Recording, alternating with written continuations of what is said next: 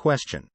I would like to ask you about the ruling on touching the cover of the Mushaf when I am not in a state of purity, because I heard that it is permissible to touch the cover of a Mushaf that has a green cover if I am not in a state of purity. Answer. Praise be to Allah.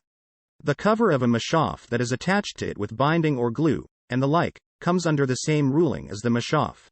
So it is not permissible for anyone who does not have wudoo to touch it.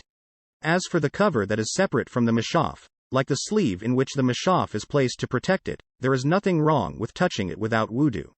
It says in Al-Mawsu'a al-Fiqhiyya al-Kuwaitiyya, the majority of Fuqaha, Hanafis, Malikis, Shafi'is and Hanbalis, are of the view that it is not allowed for one who is not in a state of purity to touch the cover of the Mushaf that is attached to it, or the margins on which there is no writing on the pages of the Mushaf, or the white spaces between the lines, and the same applies to pages that are free of any writing at all.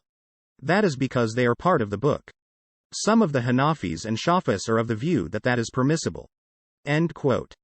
Shaykh Ibn Baz, may Allah have mercy on him, said, it is not permissible for the Muslim to touch the Mushaf unless he is in a state of purity and free of both major and minor impurity.